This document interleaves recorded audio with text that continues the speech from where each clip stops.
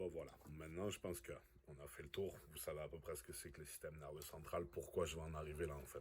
Justement, quand vous comprenez ça, c'est important de comprendre les choses. Quand on comprend ça, on peut grave mieux gérer ses entraînements, sa récupération et sa façon de faire.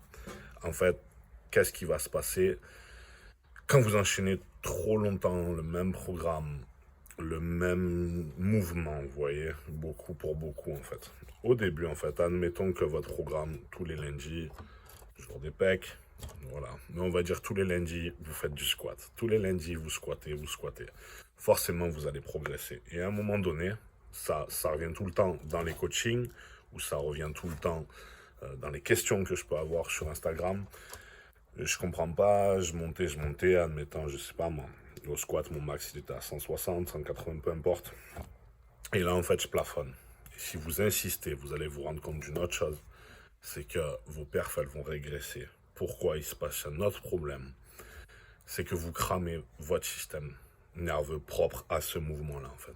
Le chemin, le canal qui va faire ce mouvement-là, le cerveau comme il enregistre, le positionnement de votre corps, la façon dont il doit pousser, l'intensité qu'il pousse, du coup, vous allez le cramer. C'est pour ça, et comme je dis toujours, et que je fais dans mes coachings, en fait, je varie beaucoup les programmes d'entraînement. Chacun fait comme il veut après, mais voilà, moi je suis pas le genre de coach qui va vous faire rester longtemps sur le même programme et les mêmes mouvements. Déjà pourquoi? Les muscles ils ont besoin de travailler sur différents angles. À faire toujours les mêmes mouvements, vous allez forcément avoir des manques de quelque part, de ci, de ça. Ça augmente le risque de blessure. Et troisièmement, le but c'est de progresser.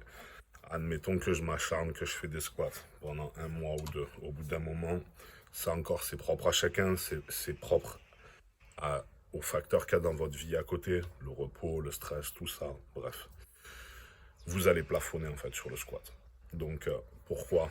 Si juste avant qu'on plafonne, on change, et au lieu d'insister tout le problème de cuisse à faire squat, on fait de la presse, on fait de la presse inclinée, on fait des fentes, on fait des variantes en fait. Et que pendant quelques semaines on fait ça. Quand vous allez revenir au mouvement de squat, c'est là où vous avez des réels gains. Souvent moi, mes clients me disent putain j'étais en pleine progression sur tel mouvement, ça m'embête un peu parce que dans le nouveau programme je fais ça, je fais t'en fais pas. Parce que là déjà tu vas avoir de nouvelles sensations, tu vas revoir des courbatures. Donc forcément une nouvelle stimulation. Et de deux, le système, enfin le canal en fait qui fait ce mouvement, on va dire qui est le squat, il va se reposer. Du coup, dans le mois d'après, quand tu vas repasser à nouveau sur les squats, plus les acquis que tu auras fait avec les autres mouvements et les gains que tu auras fait pendant un mois, tu vas renouveau atteindre ton maxi et tu vas même le dépasser. Voilà. C'est important, ça se gère comme ça. Ne vous cramez pas trop à insister à faire toujours les mêmes mouvements. Essayez de varier vos entraînements. De une, c'est bon pour votre physique, pour le fait d'être équilibré, le fait de travailler les muscles sous différents angles. Et de deux, même vos performances, en fait, elles vont augmenter. Vous voyez, je varie beaucoup mes entraînements. Je pense que les gens qui me suivent, ils savent que mes maxis sont très hauts, que ce soit au squat ou au coucher.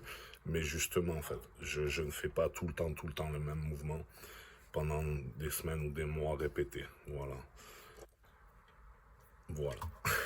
Donc déjà, c'est une partie, c'est une partie des informations que vous pouvez faire pour gérer justement les entraînements, voilà. Et après, gérer vos repos, forcément.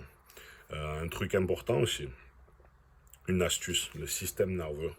Il aime beaucoup un truc, donc notamment le sommeil forcément, il aime le calme et surtout il aime beaucoup un truc qui aide à le faire récupérer, c'est des micro-siestes. Me demandez pas pourquoi, c'est comme ça. En tout cas, ça fait un break, vous voyez, comme quand l'ordi, vous le mettez en veille, et ben ça fait la même chose. Donc voilà, ça peut vous aider aussi. Des fois, vous savez, même on travaille tous, entre midi et deux, si après manger, vous avez le temps, ne serait-ce que 20 minutes, faire une sieste d'un quart d'heure, 20 minutes, c'est très bon. En plus, c'est très bon pour le stress, c'est très bon pour tout, et c'est très bon pour votre système nerveux. Votre entraînement du soir ne sera que meilleur. Et pour ceux qui ont la capacité, voilà, faire des siestes quand vous pouvez.